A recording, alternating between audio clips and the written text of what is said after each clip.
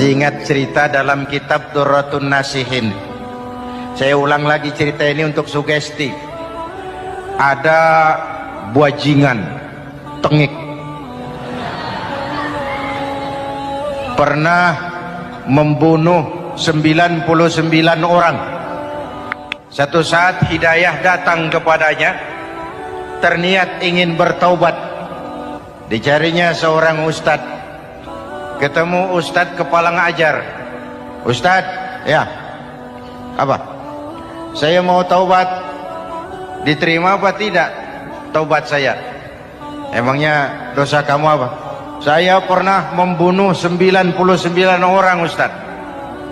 Ustadznya melotot. Wih, banyak amat. Enggak segampang itu nyawa hak prerogatif Allah. Cuma Allah yang berhak ngambil. Membunuh tanpa alasan yang benar dosa besar. Dosamu kelewat banyak, mas. Enggak bisa. Dia vonis lebih dulu kayak surga milik bapak moyangnya. Ini preman kita pikir ini ustadz saya niat baik-baik kok ngomongnya enggak enak. Nah, daripada 99 tanggung, saya lempengin aja nih urusan dah. Dibabat lagi ustadz. Tamat. Selesai. Pas. Cepet. Niat taubatnya masih terus. Dia mengembara sampai ketemu seorang ustadz yang bijak. Waalaikumsalam ustadz. Salam. Ada apa? Ustadz, saya mau taubat, diterima apa enggak sih? Oh, sebelum mentari terbit dari sebelah barat, sebelum napasmu sampai di tenggorokan, Allah akan menerima taubatmu. Boleh jadi dosamu besar, tapi ampunan Allah lebih besar dari dosamu. Begitu Ustaz. Iya. Cuman ngomong-ngomong dosamu apa sih? Ustaz, saya sih tadinya cuma bunuh 99 orang. Terus ada Ustaz ngomongnya nggak enak, jadi saya cukupin 100. Oh, taubatmu diterima asal benar-benar. Cuma begini saja, kampungmu kampung brengsek tuh, lingkunganmu nggak sehat. Kalau kau pulang ke sana lagi, niat taubatmu bisa lentur dan luntur. Kamu pindah saja, hijrah ke kampung lain yang lebih baik. Baik Ustadz, terima kasih. Wah, ngepak koper, pindah. Belum sampai ke kampung yang dituju, ajal datang merenggut nyawa. Ketika ruh keluar dari jasad, ini malaikat rahmah dengan malaikat azab rebutan. Kata malaikat rahmah, ini jatah saya. Orang ini sudah taubat, tempatnya di surga. Kata malaikat azab, nanti dulu. Taubat sih taubat, 100 bagaimana urusannya? Bertengkar. Akhirnya Allah mengutus malaikat Jibril, kau adili. Kata Jibril, ukur sajalah mana yang lebih dekat, kampung yang dituju atau kampung yang ditinggalkan. Ketika diukur, kampung yang dituju lebih dekat dari kampung yang ditinggalkan. Kata Jibril, dia jatah malaikat rahmah, taubatnya diterima Allah. Nah, kalau mendengar riwayat seperti ini, jangan diartikan bahwa untuk taubat mesti membunuh 100 orang. Ini harus diartikan bagaimanapun besar dosa dan kesalahan yang kita lakukan, jangan putus asa dari rahmat Allah. Sebaliknya, bagaimanapun banyak kebaikan yang kita kerjakan, jangan puas hati dan sombong diri. Kita belum tahu akhir perjalanan hidup ini. Kita hanya berbuat dan berbuat. Kepastian itu haknya Allah. Ada yang masuk neraka karena menyiksa kucing. Ada yang masuk surga walaupun sudah membunuh 100 orang.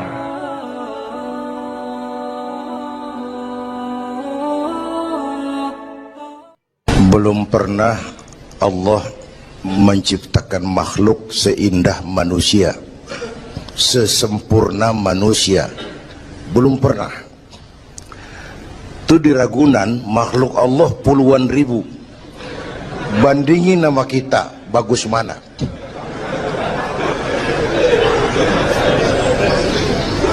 Ada makhluk Tuhan tuh yang disebut malaikat, diciptakan dari cahaya, immaterial, dan karena itu tidak perlu material. Malaikat diberikan akal tapi tidak diberikan nafsu. Kalau malaikat selalu benar, nggak istimewa. Kalau malaikat nggak pernah salah, wajar. Nggak ada yang bikin mereka salah. Material nggak perlu, seksual nggak perlu, sama duit budek, sama perempuan kagak open. Malaikat. Sebaliknya ada makhluk Allah yang namanya binatang, diberikan otak tapi tidak diberikan akal. Mereka hanya diberi nafsu. Sapi kalau dia ngelihat rumput, nggak usah nanya ini rumput halal apa haram, nggak usah. Ayam jago kalau sudah datang syahwatnya, nggak usah nengok ini banyak orang apa enggak, nggak usah. Dan itu wajar binatang. Nah yang ketiga kita manusia, makhluk paling komplek, diberi akal, diberi nafsu. Tiap hari sejak bangun tidur sampai tidur kembali terjadi pergolakan perjuangan antara bisikan akal dan nafsu. Kadang akal menang, kita naik jadi malaikat, cuman potongannya manusia. Kadang nafsu menang, kita turun lebih kayak binatang, bahkan lebih rendah daripada binatang, lebih buas daripada binatang. Buas-buasnya sapi, makanannya cuma rumput. Manusia kalau sudah puas itu aspal, kabel telepon, minumnya solar.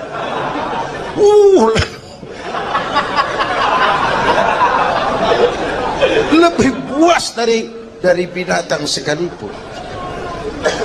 Agar akal bisa mengendalikan nafsu, Allah menurunkan agama, bukan menghilangkan, mengendalikan, mengatur.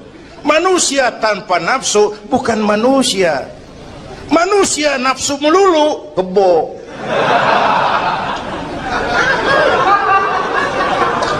Islam nih, agama nih nggak ngilangin nafsu, ngatur supaya sesuatu pada tempatnya.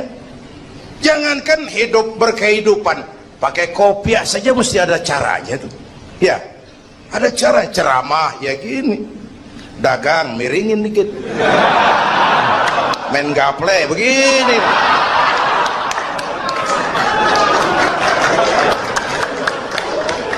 Pakai kopiah aja ada cara aja tuh. Mengendalikan nafsu itu ditempatkan pada tempatnya, bukan menghilangkan nafsu. Laki-laki perlu perempuan, perempuan perlu laki-laki, itu nafsu. Islam ngatur lewat pintu yang disebut nikah. Maka dalam Islam jangankan orang biasa, kiainya boleh kawin. Bener, saya kalau kiai nggak boleh kawin saya pilih mundur saya. Berat rontok rambut.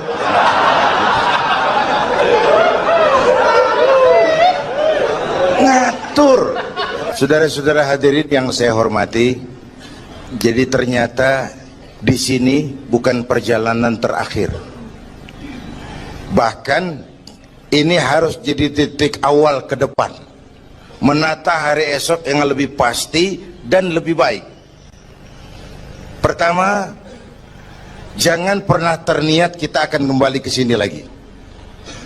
Jangan pernah terniat bahwa kita optimis, itu harus. Bahwa kita semua punya salah, itu pasti. Nih, saya nih, Zainuddin nih, kalau mengharap masuk surga pakai amal yang saya kerjakan sendiri, roman-romannya tipis harapan. Bener. Sholat saya berapa banyak saya tahu, sedekah saya berapa duit saya tahu, sholat saya berapa banyak saya tahu. Terus saya baca sejarah, Nabi Adam dosanya atu, makan buah khuldi. Nabi Adam dosanya atu, dikeluarin dari surga. Kita dosa banyak, pengen masuk. Kan kagak nyambung nih, nggak nyeklek nih. Untung Allah itu bukan Tuhan pendendam.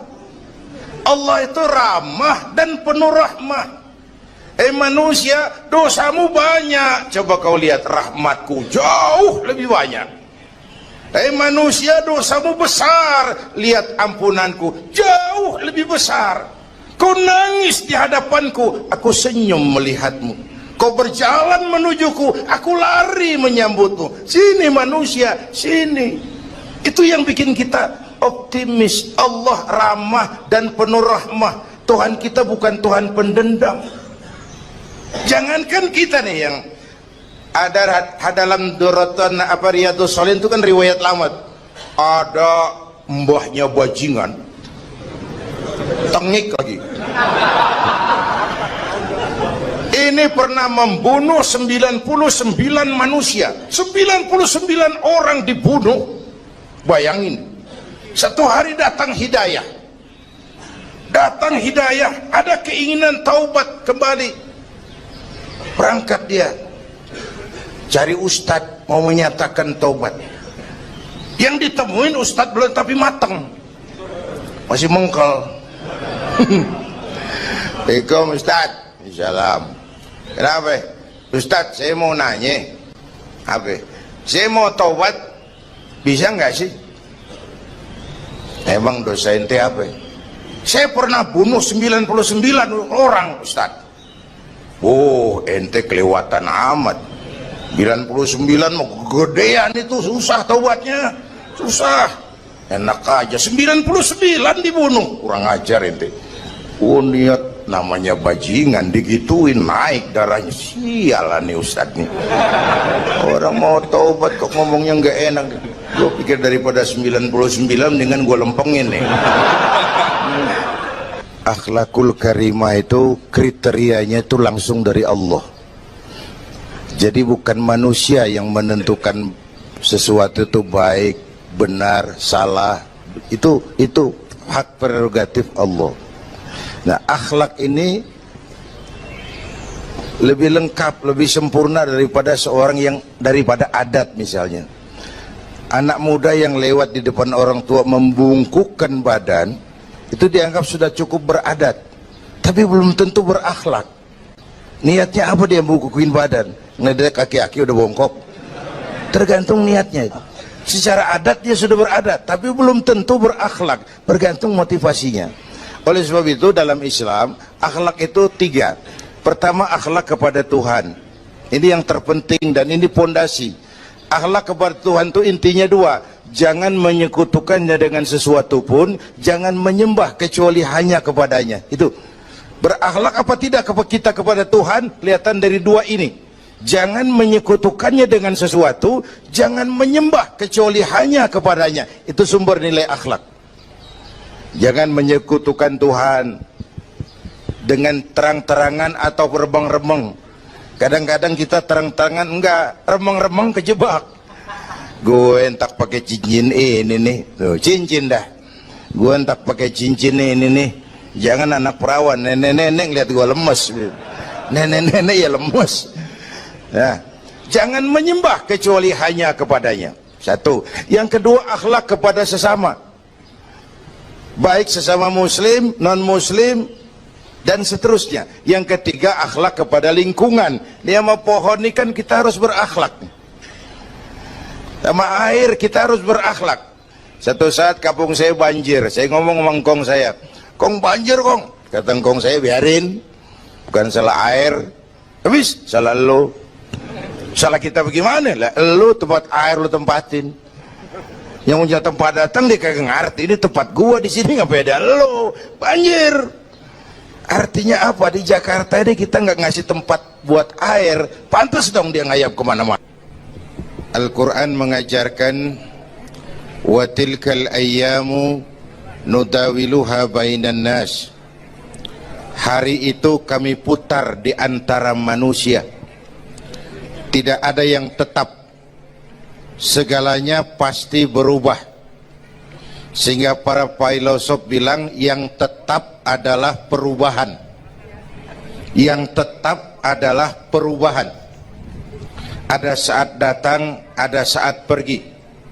Ada hari dilantik, ada saat menyerahkan jabatan. Ada saat berdiri, ada waktunya duduk. Semua datang dan pergi silih berganti. Dalam proses perubahan itu sering terjadi pergeseran nilai. Ya Bu? Apaan? Serius banget. Emang kudu serius. Dalam perubahan itu sering terjadi yang disebut pergeseran nilai. Sebab apa? Sebab Al-Quran sudah memberikan indikasi. Kalla innal insana la yatgha ar-ra'ahus taghna.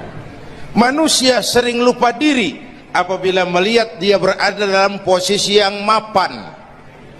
Baik kemapanan itu karena kemampuan intelektual, karena kekuatan materi, atau karena faktor kekuasaan. Dikala itu orang sering lentur dan luntur, mengalami proses degradasi. Banyak orang tadinya dengan lantang teriak berantas korupsi, ganyang korupsi, cuma karena belum dapat kesempatan. Begitu dapat kesempatan, korupsinya lebih gila dari yang diteriakin. Ada nggak yang model begitu? Di luar negeri. Di luar negeri, luarnya lagi malah. Terjadi proses degradasi.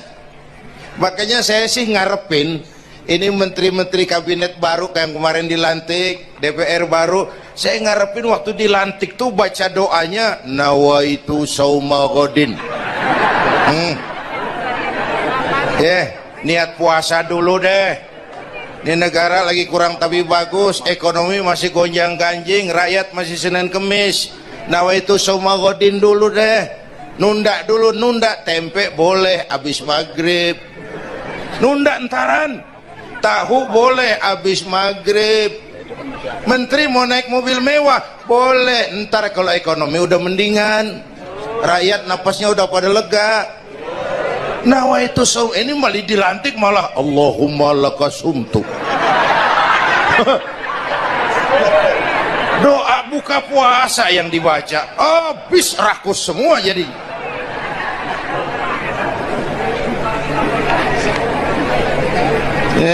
Dengerin ngikutin senturi ya, ban bingung kita siapa yang nanggung jawab ini. Yang jawab banyak banget, yang nanggung kagak ada. Bener nih, yang jawab semua jawab pakai jurus bekelit. Yang nanggung kagak ada. Nih ujung-ujungnya saya khawatir kayak lagu Bengawan Solo, akhirnya ke laut. Kalau udah ke laut udah kagak ada yang ngurusin, dah ribet urusan.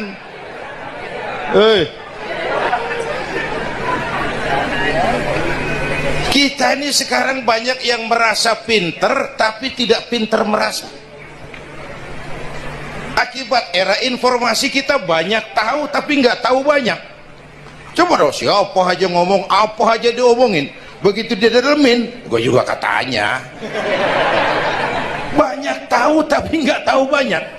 Merasa pinter tapi nggak pinter merasa. Orang tuh kalau merasa pinter yang timbul keangkuhan, tapi kalau pinter merasa yang timbul kebijakan. Ayolah, nah itu sama godin sebentar kok, nunggu maghrib deh. Kalau ekonomi udah beres, rakyat hidup jodoh rada mapan, itu menteri mau pakai mobil mbahnya mewah, masa bodo amat. Ya, dong menteri-menteri di Inggris harga mobil dinasnya 200 jutaan, padahal Inggris yang bikin Rolls Royce, Inggris bikin mobil Bentley, Inggris bikin mobil Aston Martin. Aston Martin itu merek parfum apa mobil pakai? Hah? Merek parfum apa mobil? Merek mobil bang. Itu Aston Martin yang dipakai James Bond itu. Oh iya iya, punya pakai? Gue juga katanya.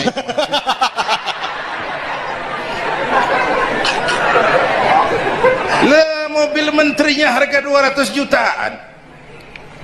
Menteri-menteri Malaysia pakai mobil Proton Saga, produknya sendiri. Kita 1,3 miliar. Ada, mudah-mudahan mobil dinas baru ini bisa meningkatkan kinerja saya, kata seorang menteri. Dodol. Apa hubungannya mobil mewah sama kinerja? Apa hubungannya mobil mewah sama kinerja? Kalau memang mental bajai, biar naik Mercy juga selandang-selandang nggak karu-karuan. Mental. Dan ini saya mau bicara, kita perlu stabilitas temperatur batin atas terjadinya perubahan yang membawa pergeseran nilai. Kita harus kayak ikan di laut.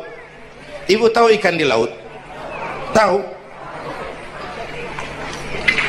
Itu katanya ikan di laut udah Kristen semua. Sebab yang paling gedenya paus.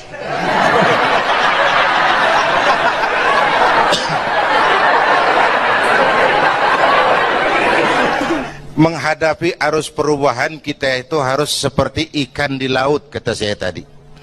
Ikan di laut biar 3 tahun berendam di air asin, nggak ikut jadi asin tuh.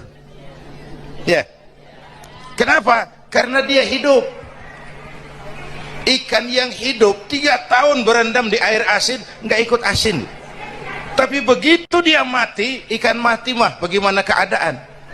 Digaremin asin, diasemin asin. Ikan mati.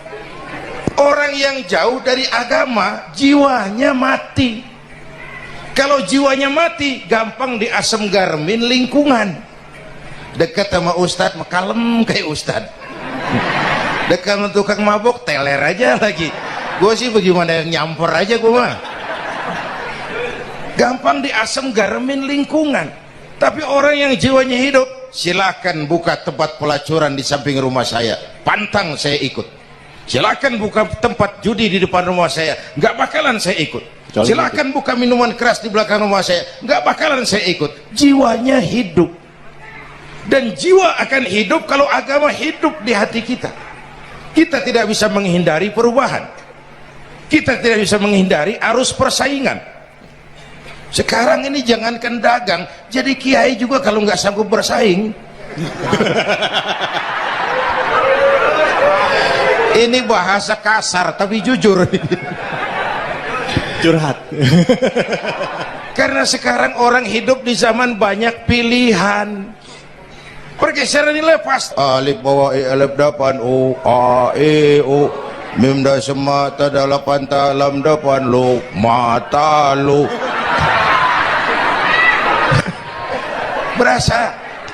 Nah, begitu masuk listrik, rumah pada terang, terjadi pergeseran nilai. Apa yang kita lihat? Televisi main gede-gedean. Ya, ya. Ngaku lu, ngaku. Suara Al-Quran sepi. Jangankan yang baca Barzanji, yang apal sifat 20, yang baca Quran pun sepi. Ini pergeseran nilai. Dulu sosial kontrol tajam, Pak. Orang peduli sama lingkungan. Dulu, sekarang lu gue. Ya. Ya. Dulu kalau ada anak gadis hamil di luar nikah, aib, malu selebar kampung. Sekarang makanan hari-hari. Benar-benar nih. Ibu-ibu lebih menghargai selingkuh daripada poligami. Ayo ngaku. Yang bapaknya senyumnya lebar banget nih Pak. Yang bapak. Terjadi pergeseran nilai. Nah, kita ingin pergeseran nilai itu yang positif, bukan yang negatif. Nah, supaya bisa kita harus punya filter. Ini kan abad entertain, Pak. Orang pandai membangun pencitraan sekarang ini. Karena rakyat kita, umat kita ini kan sekarang kayak daun kering, Pak. Gampang dikumpulin, susah diikat. Berisik, gampang dibakar. Cepat heran, gampang kagum. Masyarakat mall. Nih ibu-ibu nih, coba asal ada mall baru, rame-rame aja berangkat. Belah sono buka, rame-rame dia ke sono. Kagak belanja. Numpang heran doang. Ke sono heran, kemari kagum.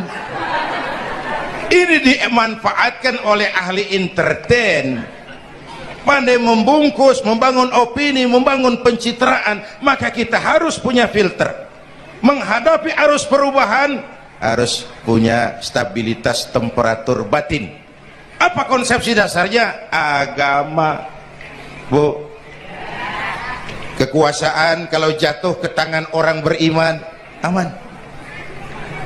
Ilmu kalau jatuh ke tangan orang beriman manfaat. Harta kalau jatuh ke tangan orang beriman manfaat, rahmatan lil. Tapi kekuasaan jatuh di tangan orang yang jauh dari iman, Fir'aun kan dulunya cuman raja bang, cuman kelamaan jadi raja nggak ada yang nandingin, akhirnya lupa daratan ngaku jadi Tuhan. Ana rabbukumul a'la, aku Tuhanmu yang paling tinggi katanya. Dihadapi oleh Musa. Dulu mah adu sihir, sekarang pan adu konsep. Itu cuman beda versi aja. Dulu adu sihir, sekarang adu visi dan misi. Polanya sama, begitu orang tuh dikenal dari visi dan misinya. Akhirnya Fir'aun mengangkat diri jadi Tuhan, ditenggelamkan di Laut Merah. Begitu udah cengap-cengap napas sampai tenggorokan baru amantu bi Rabbi Musa wa Harun. Aduh, kalau begini saya juga percaya sama Tuhannya Musa. Udah mau mati. Walaikal maut, gemes banget, dikedukin lumpur, dijugulin, mampus loh. Kemarin kemana udah gini hari baru beriman. Kekayaan kalau jatuh di tangan orang yang jauh dari iman, yang muncul korun, lupa diri, lupa daratan, masuk dalam kategori kalla innal insana la yatgha ar-ra'ahus tagna. Maka dalam pada itu kita bersyukur Majelis Ulama memberikan fatwa yang berkenaan dengan perubahan-perubahan yang terjadi di tengah-tengah kita, supaya kita ini punya pagar, supaya kita punya benteng ada yang kita pegang. Dan yang memberikan fatwa juga Majelis Ulama, bukan seorang tuh, majelis, lalu terdiri dari berbagai macam proses pertimbangan. Nggak sembari ngelamun di bawah pohon jambu tuh nyusun fatwa tuh. Saya perlu sampaikan ini sebab orang kan harus hati-hati. Memang ada hadis, barang siapa yang berijtihad lalu ijtihadnya benar dapat 2 pahala, kalau ijtihadnya salah dia dapat 1 pahala. Manijtahada, man di sini bukan lil itlaq, bukan siapa saja, barang siapa lalu siapa saja, nggak beres urusan.